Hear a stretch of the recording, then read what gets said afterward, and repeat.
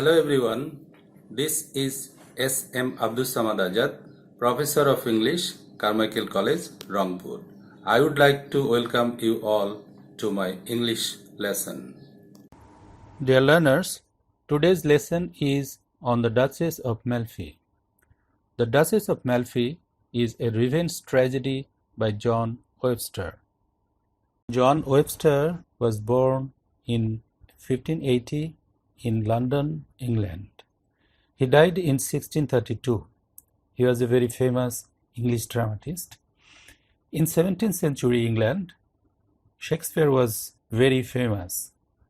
Apart from the tragedies of Shakespeare, The White Devil and The Duchess of Malfi by John Webster was regarded as the dominant 17th century English tragedies. We know a very little about John Webster's life. Some people think that he was a coach maker. Again, some other people think that he was an actor. Apart from his two major plays and The Devil's Law Case, his dramatic work consists of collaborations with leading writers of his time. His main collaborator was Thomas Dekker, with whom he wrote Westward Ho and Northward Ho. He is also believed to have worked to varying degrees with William Rowley, Thomas Middleton, John Fletcher, John Ford, and Philip Messenger. Let's see some major works by John Webster. Like Macbeth, The White Devil is a tragedy of action, and like King Lear, The Duchess of Malfi is a tragedy of sufferings. The White Devil was a failure when staged at the Red Bull Theatre in 1612. You know, the Red Bull Theatre was an open-air theatre believed to have specialized in providing simple and escapist drama for a largely working-class audience. Webster's highly intellectual and complex play, The White Devil, was unpopular with its audience. The Duchess of Malfi was first performed by The King's Men. It was more successful. The King's Men was a smaller indoor theatre. The Duchess of Malfi would have played to a more highly educated audience that might have appreciated it better. It was performed in a controlled environment with artificial lighting and musical interludes between acts. That is why it allowed time for the audience to accept the strange rapidity with which the Duchess is able to have several babies. Webster's reputation. The White Devil and The Duchess of Malfi are macabre, disturbing works that seem to prefigure the Gothic literature of the 17th century. Intricate, complex, subtle, and learned, they are difficult but rewarding, and they are still frequently staged today.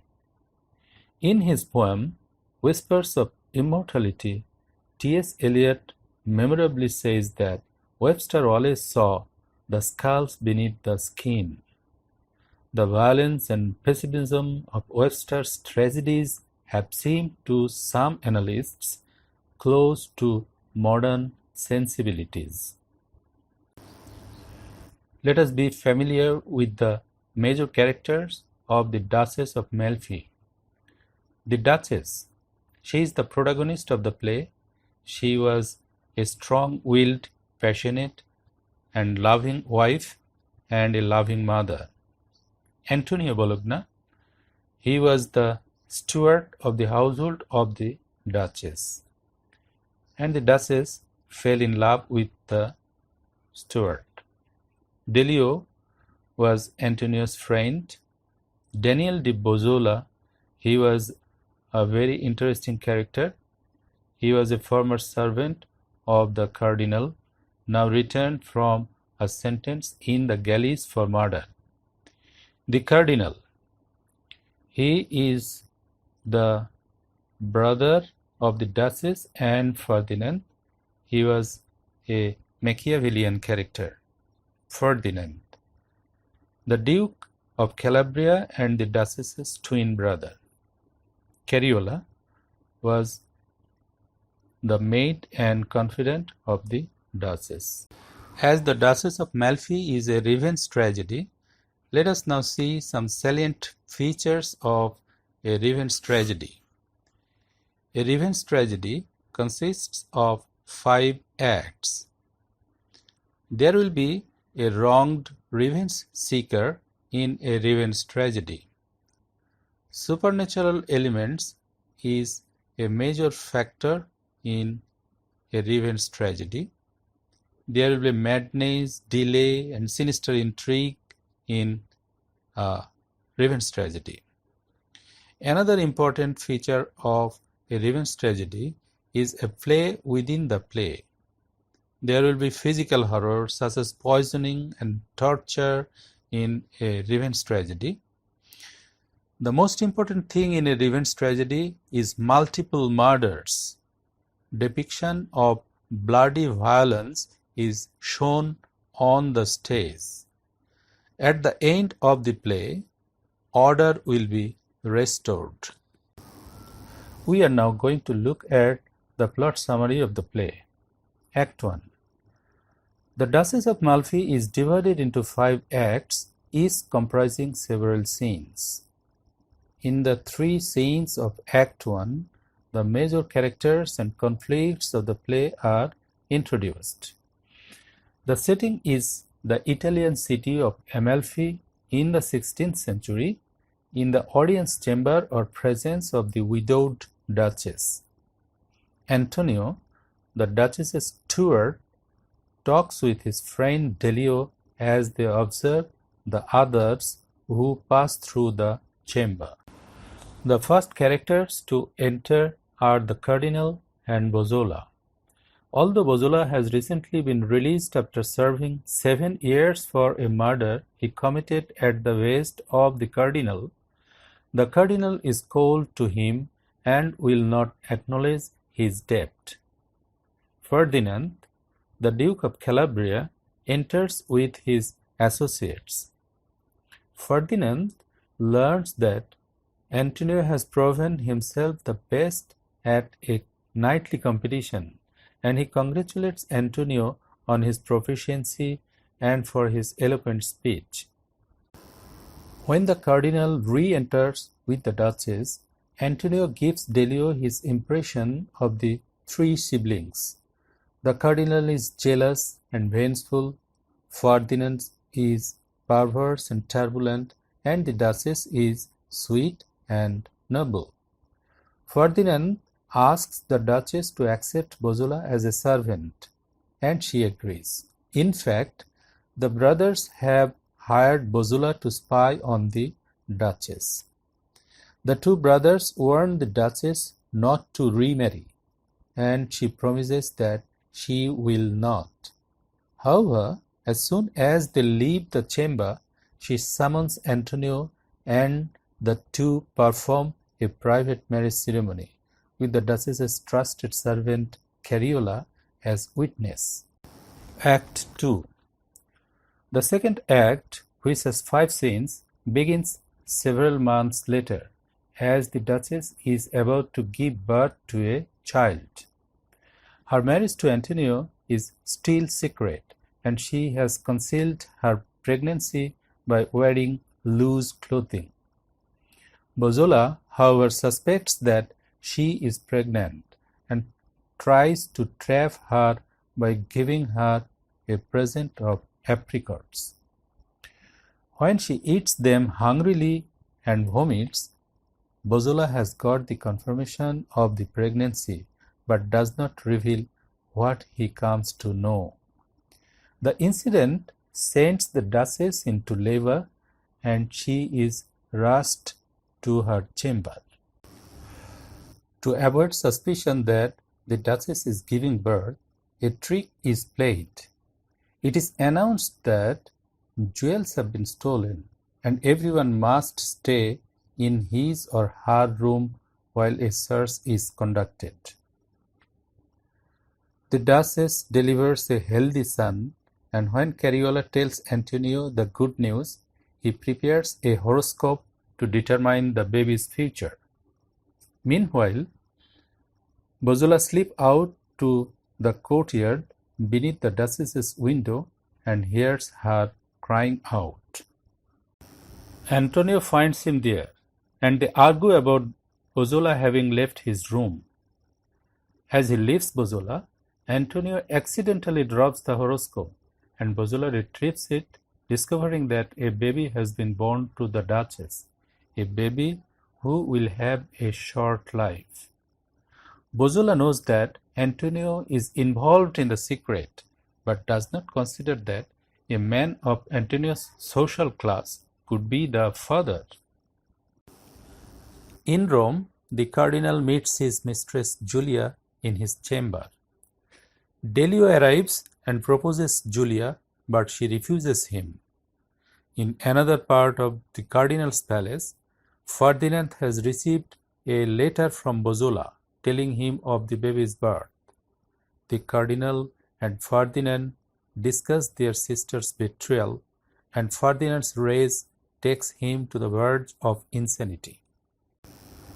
Meanwhile, the Duchess has given birth to 2 more children, but her marriage is still a secret. Ferdinand, finally stirred to action, arrives at the Duchess's palace to confront her. While the Duchess is talking to herself in the mirror, Ferdinand comes into the room at the same moment. He accuses her of shaming the family with her wantonness. Although she tells him that she is married, he vows never to look at her again. Afraid of Ferdinand's anger, the Duchess sends Antonio to safety by pretending that he has stolen money and has been banished. The couple say goodbye to each other, planning to reunite in Ancona. In her grief, the Duchess believes Bozola and tells him everything. Bozola plots to entrap the Duchess, and Antonio speeds to Rome to tell what he knows and find his reward, and the brothers respond with expected fury and have the Duchess and her family banished. At the shrine of Our Lady Loreto, the Duchess and Antonio review their situation. Bozola brings a letter from Ferdinand calling for Antonio's death, and Antonio and the Duchess say goodbye again. Antonio takes their oldest son and flees to Milan. The Duchess is arrested by Bozola, and she is taken by guards to her palace. Act 4. Trying to drive the Duchess to despair, Ferdinand arranges a series of horrors. He visits the Duchess in a darkened room and places a dead man's hand in her hand that she will assume to be Antonio's. He shows her the wax figures that look like the bodies of Antonio and the 3 children. He arranges for 8 mad men to scream outside her window. Through it all, the Duchess maintains her quiet nobility, saying, "I am Duchess of Malfi still," and Bozola begins to feel a reluctant respect for her. Finally, Bozola brings 2 executioners to the chamber of the Duchess. They strangle her. She faces her death with dignity. Offstage, the 2 young children are strangled. When Ferdinand sees her dead sister, he has a traumatic change of heart, and rather than rewarding Bozola, he blames him for the murders. Act 5. 4 days after the events in Act 4, the cardinal seizes all of Antonio's property. Antonio decides to visit the cardinal and attempt a reconciliation. Ferdinand's madness has increased. He has been seen digging up bodies in the graveyard and carrying a man's leg over his shoulder. Bosola arrives in Milan, and he and the cardinal try to determine what the other knows. The cardinal pretends that he does not know the Duchess is dead, so that he will not seem to have been involved in the murder, but Bosola persuades Julia to find out the truth. The cardinal confesses to Julia that he has had his sister killed, but then he immediately kills Julia with a poisoned book. Outside the cardinal's home, Antonio and Delio speak with a ghostly echo that comes from the grave of the Duchess. Bosola vows to protect Antonio from harm, but he accidentally kills Antonio with his sword, mistaking him for the cardinal, who has promised to kill Bosola. In the final scene, an anguished Bosola kills the cardinal's servant and stabs the cardinal. Ferdinand rushes in and stabs Bosola and the cardinal. Bosola stabs Ferdinand.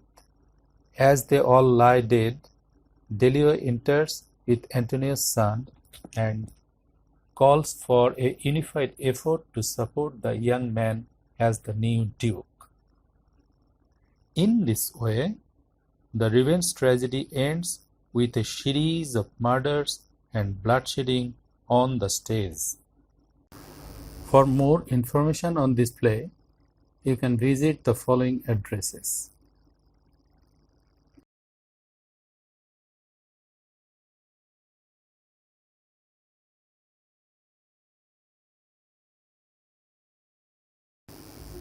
Thank you very much.